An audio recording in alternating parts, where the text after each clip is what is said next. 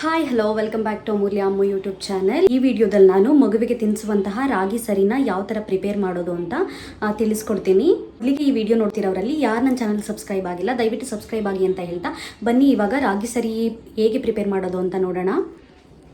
ನೋಡಿ, ನಾನಿಲ್ಲಿ ರಾಗಿನ ನೀಟಾಗಿ ವಾಶ್ ಮಾಡ್ಕೊಂಡಿದ್ದೀನಿ. ಅದಕ್ಕೆ ಇವಾಗ ನೆನೆ ಹಾಕ್ಲಿಕ್ಕೆ ಅಂತ ಹೇಳಿಬಿಟ್ಟು ನೀರನ್ನು ಕೂಡ ಸೇರಿಸ್ತಾ ಇದ್ದೀನಿ. ಹಾಗೆ ನೋಡಿ, ರಾಗಿನ ನೀಟಾಗಿ ತೊಳ್ಕೊಳ್ಳಿ. ರಾಗಿನ ಜರಡಿ ಹಿಡಿಯೋದು ಕೈಯಲ್ಲಿ ಮಾಡೋದಕ್ಕಿಂತ ಮೆಷಿನಲ್ಲಿ ಮಾಡಿಸ್ಕೊ ಬಂದುಬಿಟ್ರೆ ತುಂಬಾ ಒಳ್ಳೆಯದು. ಯಾಕೆ ಅಂತ ಹೇಳಿದ್ರೆ ರಾಗಿ ಸರಿನಲ್ಲಿ ಕಲ್ಲು ಸಿಕ್ಕಿದ್ರೆ ಕಷ್ಟ. ಆಮೇಲೂ ಕೂಡ ಜರಡಿ ಹಿಡಿತೀವಿ, ಅದು ಜರಡಿ ಹಿಡಿದಂಥ ಟೈಮಲ್ಲಿ ಕಲ್ಲು ಕೂಡ ಹೊರಗಡೆ ಬರುತ್ತೆ. ಬಟ್ ಆದರೂ ಏನಕ್ಕೆ ಬೇಕು, ಮೆಷಿನಲ್ಲಾದರೆ ಪ್ರಾಪರಾಗಿ ಜರಡಿ ಹಿಡಿತಾರೆ. ಅದರಿಂದ ಮೆಷಿನಲ್ಲಿ ಮಾಡಿಸ್ಕೊಂಡು ನಂತರ ನೀಟಾಗಿ ವಾಶ್ ಮಾಡಿಕೊಂಡು ನೀರನ್ನ ಸೇರಿಸಿ, ಹಾಗೆ ಇದಕ್ಕೆ ನಾನಿಲ್ಲಿ ಹೆಸರು ಕಾಳನ್ನ ಕೂಡ ಸೇರಿಸ್ತಾ ಇದ್ದೀನಿ. ಸ್ವಲ್ಪ ಮಟ್ಟಿಗಷ್ಟೇ ಸೇರಿಸ್ಕೊಳ್ಳಿ, ಜಾಸ್ತಿ ಏನೂ ಹಾಕೋಕೆ ಹೋಗಬೇಡಿ, ಅಂದರೆ ಪ್ರೋಟೀನ್ ಸಿಗುತ್ತೆ. ಅದರಿಂದ ನಾನಿಲ್ಲಿ ಹೆಸರು ಕಾಳನ್ನ ಆ್ಯಡ್ ಮಾಡ್ತಾ ಇದ್ದೀನಿ. ಹಾಗೆ ನೀವು ಫಸ್ಟ್ ಟೈಮ್ ಏನಾದ್ರೂ ರಾಗಿ ಸರಿನ ತಿನ್ನಿಸ್ತಿದ್ದೀರಾ ಅಂತ ಹೇಳಿದ್ರೆ, ಇವಾಗ 5 ಅಥವಾ 6 ಮಂತ್ಸ್ ತುಂಬಿದ ತಕ್ಷಣ ಸ್ಟಾರ್ಟ್ ಮಾಡಿದರೆ, ಅಂಥ ಟೈಮಲ್ಲಿ ನೀವು ರಾಗಿ ಸರಿನ ಪ್ರಿಪೇರ್ ಮಾಡುವಾಗ ಕೇವಲ ರಾಗಿ ಅಷ್ಟೇ ಆ್ಯಡ್ ಮಾಡಿ ನೀಟಾಗಿ ತೊಳೆದಿಟ್ಕೊಂಡು ನೀವು ಪೌಡರ್ ಮಾಡಿ ಇಟ್ಕೋಬೇಕಾಗುತ್ತೆ. ಅದಕ್ಕೆ ಯಾವುದೇ ರೀತಿ ಐಟಮ್ಸ್ನ ನೀವು ಆ್ಯಡ್ ಮಾಡಬೇಡಿ. ಯಾಕೆಂತಂದರೆ ಡೈಜೆಷನ್ ಲೆವೆಲ್ ತುಂಬಾ ಕಡಿಮೆ ಇರುತ್ತೆ ಮಗುವಿಗೆ. ಸ್ವಲ್ಪ ಒಂದೊಂದು ಆ್ಯಡ್ ಮಾಡ್ತಾ ಇಂಪ್ರೂವ್ ಆಗುತ್ತೆ. ಅದರಿಂದ ರಾಗಿನಷ್ಟೇ ಆ್ಯಡ್ ಮಾಡಿ ನೀವು ಸ್ಟಾರ್ಟಿಂಗ್ ಏನಾದರೂ ತಿನ್ನಿಸ್ತಿದ್ದೀರಾ ಅಂತ ಹೇಳಿದರೆ, ಅಥವಾ 7-8 ಮಂತ್ಸ್ ಕಂಪ್ಲೀಟ್ ಆಗಿದೆ ಅಂತ ಹೇಳಿದರೆ ನೀವು ಅದ್ರ ಜೊತೆಗೆ ಹೆಸರು ಕಾಳನ್ನ ಆ್ಯಡ್ ಮಾಡಿ. ಹಾಗೆ ಹೆಸರು ಕಾಳನ್ನ ಆ್ಯಡ್ ಮಾಡಿದ ನಂತರ ನೋಡಿ, ಒಂದು 10-15 ಇರ್ಬೋದು ಮೆಂತ್ಯ ಕಾಳನ್ನು ಕೂಡ ಆ್ಯಡ್ ಮಾಡಿ. ಮೆಂತ್ಯ ಕಾಳನ್ನ ಆ್ಯಡ್ ಮಾಡೋದ್ರಿಂದ ತಂಪು ಕೊಡುತ್ತೆ ಮಗುವಿನ ದೇಹಕ್ಕೆ. ಅದರಿಂದ ಇಲ್ಲಿ ನಾನು ಮೆಂತ್ಯ ಕಾಳನ್ನ ಕೂಡ ಆ್ಯಡ್ ಮಾಡಿದ್ದೀನಿ. ಇದು ನೀಟಾಗಿ 1 ನೈಟು ಫುಲ್ಲು ನೆನಿಲಿ. ರಾಗಿ ಮತ್ತು ಹೆಸರು ಕಾಳು ಹಾಗೆ ಮೆಂತ್ಯ ಕಾಳೆಲ್ಲ ನೀಟಾಗಿ ನೆನಿಲಿ. ನೋಡಿ ಫ್ರೆಂಡ್ಸ್, ನೀಟಾಗಿ ನೀರಲ್ಲಿ ಒಂದು ನೈಟೆಲ್ಲ ನೆಂದ ಮೇಲೆ ಅದು ನೀರನ್ನೆಲ್ಲನೂ ನೀಟಾಗಿ ಶೋಧಿಸ್ಕೊಂಡು ಮೊಳಕೆ ಬರಲಿಕ್ಕೆ ಎತ್ತಿಟ್ಟಿದ್ವಿ. ಒಂದು ಪಾತ್ರೆಗೆ ನೀಟಾಗಿ ಹಾಕ್ಕೊಂಡು ಸ್ವಲ್ಪ ಅದ್ರ ಮೇಲೇನಾದರೂ ಪ್ಲೇಟ್ ಏನಾದರೂ ನೀಟಾಗಿ ಮುಚ್ಚಿ, ಅವಾಗ ನೀಟಾಗಿ ಮೊಳಕೆ ಬಂದುಬಿಡುತ್ತೆ ಸ್ವಲ್ಪ ಬೇಗನೆ. ನೋಡಿ, ಈ ಥರ ಮೊಳಕೆ ಎಲ್ಲ ಬಂದಿದೆ. ಇವಾಗ ನೀಟಾಗಿ ಬಿಸಿಲಿನಲ್ಲಿ ಒಣಗಿಸ್ಬೇಕು. ಬಿಸಿಲಂತೂ ಇವತ್ತು ತುಂಬಾ ಚೆನ್ನಾಗಿದೆ, ಅದಕ್ಕೆ ಒಣಗಾಕೋಣ ಅಂತ ತೊಗೊಬಂದೆ. ನೀಟಾಗಿ ಸ್ಪ್ರೆಡ್ ಮಾಡಿ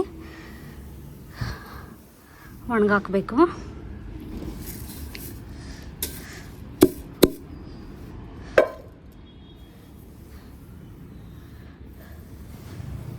ಹಾಗೆ ಮೊಳಕೆ ನೋಡಿ ಈ ಥರನೇ ಬಂದಿರಬೇಕು. ತುಂಬ ಉದ್ದ ಬಂದುಬಿಡುತ್ತೆ. ಆ ಥರದ್ದೆಲ್ಲ ನೀವು ಯೂಸ್ ಮಾಡೋಕ್ಕೆ ಹೋಗಬೇಡಿ. ಮಗುಗೆ ಸರಿನ ಪ್ರಿಪೇರ್ ಮಾಡುವಾಗ ತುಂಬ ಮೊಳಕೆ ಬಂದುಬಿಟ್ರೂ ಕೂಡ ಕಷ್ಟ. ಈ ಥರ ಚಿಕ್ಕದಾಗಿ ಬರಬೇಕು. ನೋಡಿ, ವೈಟ್ ಕಾಣಿಸ್ತಿದೆಯಲ್ಲ, ಇಷ್ಟು ಬಂದರೆ ಸಾಕು. ಈಗ ನೀಟಾಗಿ ಒಂದು ಡೇ ಬಿಸಿಲಲ್ಲಿ ಒಣಗಿಸ್ಕೊಂಡು ಆಮೇಲೆ ಬಿಸಿ ಮಾಡಿ ಪೌಡರ್ ಮಾಡಿದ್ರೆ ರಾಗಿ ಸಿರಿ ರೆಡಿ ಆಗುತ್ತೆ.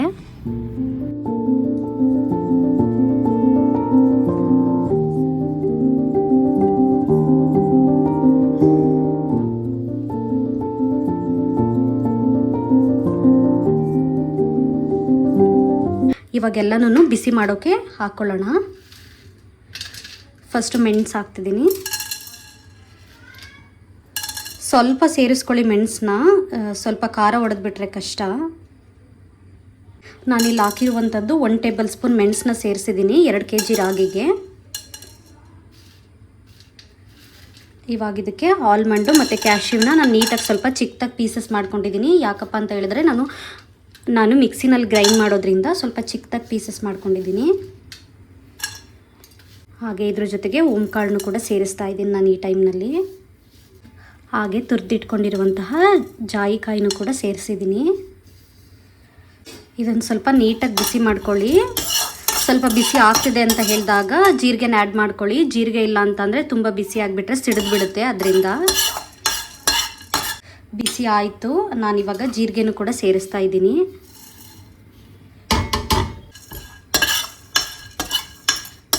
ಇದಕ್ಕಿವಾಗ 3/4 ಗ್ಲಾಸು ರೈಸ್ನು ಕೂಡ ಸೇರಿಸ್ತಾ ಇದ್ದೀನಿ 2 kg ರಾಗಿಗೆ.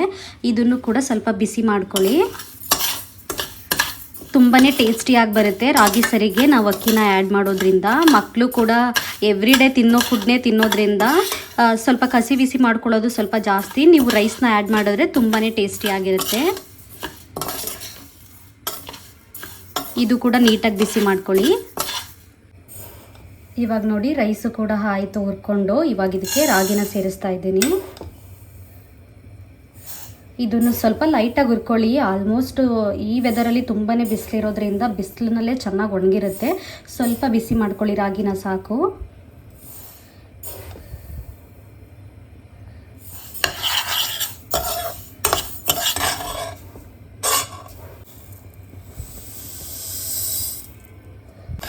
ನೋಡಿ ಇವಾಗ ನೀಟಾಗಿ ಹುರ್ಕೊಳ್ಳಿ.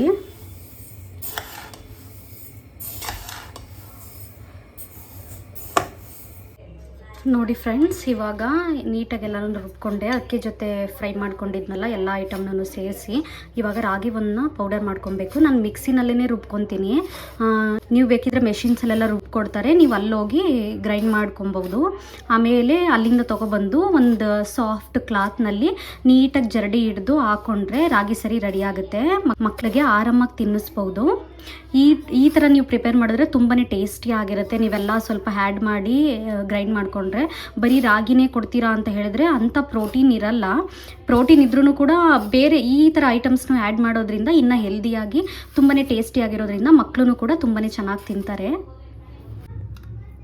ನೋಡಿ ಗೈಸ್, ರಾಗಿ ಪೌಡರ್ನು ಕೂಡ ಸೇರಿಸ್ತಾ ಇದ್ದೀನಿ ಇದ್ರೊಳಗಡೆನೆ. ಸ್ವಲ್ಪ ಸ್ವಲ್ಪ ಅಷ್ಟೇ ಸೇರಿಸಿ ರುಬ್ಕೊಳ್ಳಿ, ಇಲ್ಲ ಅಂತಂದರೆ ಮಿಕ್ಸರ್ ಹೋಗ್ಬಿಟ್ರೆ ಕಷ್ಟ.